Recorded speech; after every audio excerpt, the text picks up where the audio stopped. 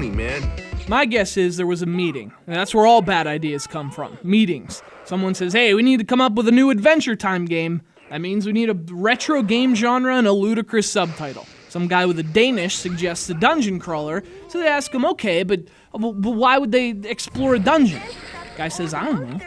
There's your genre, your game, and your subtitle. Look, that's how the gears of industry turn, you guys. I'm not making this stuff up. It's a continuous cycle of meetings and Danishes. Look it up. Energy drinks make you better.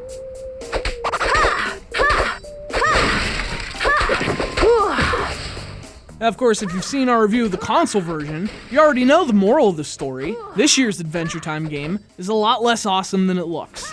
You might think, well, it does look pretty awesome, so even if it's less awesome, that could still be awesome.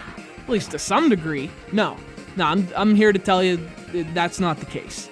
Believe me, we had a meeting about it. And there were bear claws.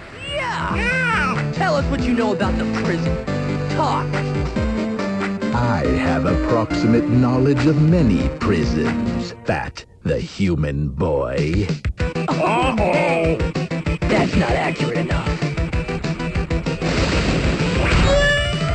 Adventure Time! Explore the dungeon because I don't know! It's an old school dungeon crawler with NES-style cutscenes and music and some kind of magical ice cream cone you can slap skeletons with. So it's like Castlevania with sprinkles in a dungeon.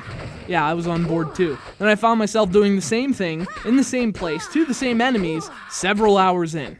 And I realized eating cereal would be more exciting. At least cereal evolves. It goes from crisp to soggy. Then you have those raisins hiding on the bottom of the bowl that you only find after you drink the milk, which actually changes in both temperature and taste throughout the experience. Raisin Bran's like f***ing Darwin compared to this. Anyway, so there are 100 dungeons. You get to slash your way through them while collecting treasure and finding ridiculous new weapons. There's a kitten gun, because when you're being attacked by birds, why fire anything but kittens? That just makes sense. So it was the idea, frankly. I love the concept of putting Adventure Time into this kind of game.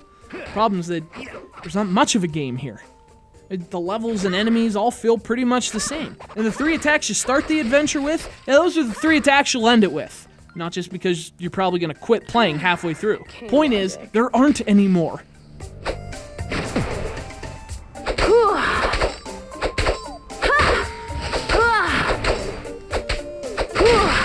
Guess it'll have to do.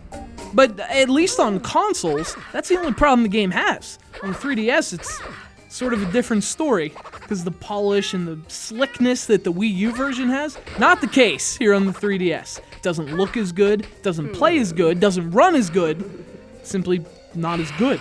Which makes this easy. If you want to enjoy what enjoyable things the game has to offer, and there's actually plenty, go with the console version. At least with that one, you get to enjoy what the game does well. On the 3DS, you just struggle with hit detection and lag and smallness. Everything's so small! Anyway, for more on the game, check out our review of the Wii U version. Or for a game that's even more disappointing than that version, go with this one. Maybe you're into that kind of thing. I don't know. The game doesn't know either. What we do know is, shrinking a console game onto a handheld usually doesn't work that well. And when the game in question happens to feel shrunk as it is, you get Adventure Time Explore the Dungeon because I don't know for the 3DS.